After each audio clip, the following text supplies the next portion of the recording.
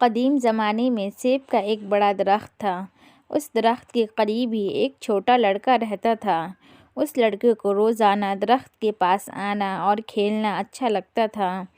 وہ اس درخت کے اوپر چڑھ جاتا اور اس کے پھل توڑ توڑ کر کھاتا اور پھر اس کے سائے میں سو جاتا۔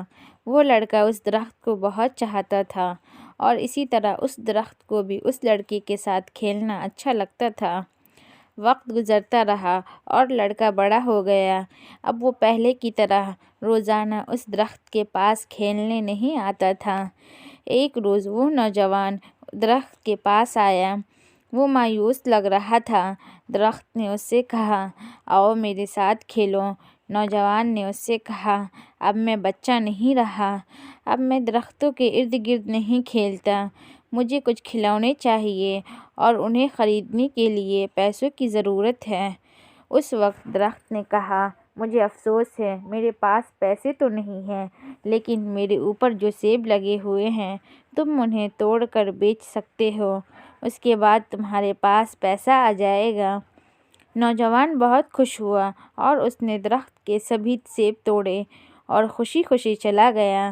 سیب توڑنے کے بعد وہ نوجوان واپس نہیں آیا تو درخت کو مایوسی ہوئی۔ ایک دن وہ نوجوان آیا۔ اب وہ جوان ہو چکا تھا۔ درخت بہت خوش ہوا۔ اس نے نوجوان سے کہا، آؤ میرے ساتھ کھیلو۔ حسب توقع اس نے انکار کر دیا۔ میرے پاس کھیلنے کا وقت نہیں ہے۔ میرے لیے ضروری ہے کہ میں اپنے کنبے کے لیے کام کروں۔ ہمیں رہنے کے لیے ایک مکان کی ضرورت ہے۔ کیا آپ میری مدد کر سکتے ہیں؟ درخت نے اس سے کہا، افسوس ہے، لیکن میرے پاس کوئی گھر نہیں ہے۔ پھر بھی اپنا گھر بنانے کے لیے تم میری ٹہنیاں کاٹ سکتے ہو۔ اس آدمی نے درخت کی ساری ٹہنیاں لی اور خوشی خوشی چلا گیا۔ اسے خوش دیکھ کر درخت خوش تھا، لیکن اس وقت کے بعد آدمی اس کے پاس واپس نہیں لوٹا تو درخت کو پھر سے تنہائی اور مایوسی کا احساس ہونے لگا۔ ایک دن پھر جب دھوپ نکلی ہوئی تھی اور گرمی کافی زیادہ تھی، وہ شخص آیا۔ اسے دیکھ کر درخت خوش ہو گیا اور حسب عادت اس سے کہا کہ آؤ میرے ساتھ کھیلو۔ آدمی نے کہا کہ میں بڑا ہو گیا ہوں اور چاہتا ہوں کہ سمندر میں سفر کروں تاکہ خوشحال ہو جاؤں۔ کیا آپ مجھے ایک کشتی دے سکتے ہیں؟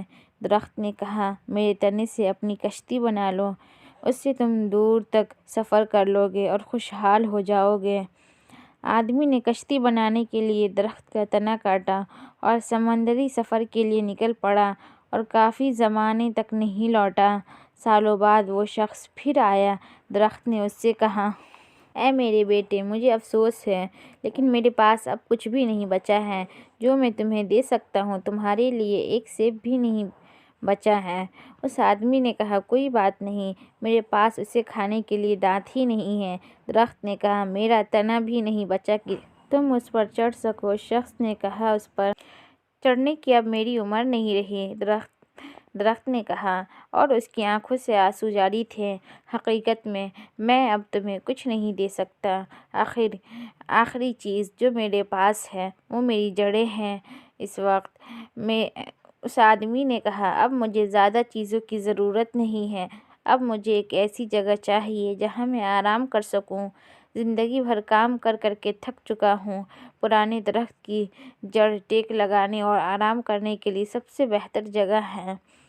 تب درخت نے اس سے کہا، آؤ میرے پاس بیٹھو اور آرام کرو۔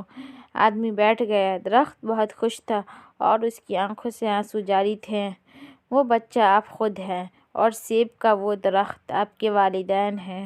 نصیحت: درخت والدین کی طرح ہوتے ہیں۔ جب ہم بچے ہوتے ہیں تو ہمیں ان کے ساتھ کھیلنا اچھا لگتا ہے اور جب ہم بڑے ہو جاتے ہیں تو ہم انہیں چھوڑ کر چلے جاتے ہیں اور اسی وقت واپس آتے ہیں جب ہمیں ان سے کوئی ضرورت ہوتی ہے۔ اور کچھ بھی ہو جائے، والدین کبھی بھی اپنی قیمتی سے قیمتی چیز اپنے بچوں کو دینے میں تردد نہیں کرتے، جو ان کی آنکھوں میں بچے ہی رہتے ہیں۔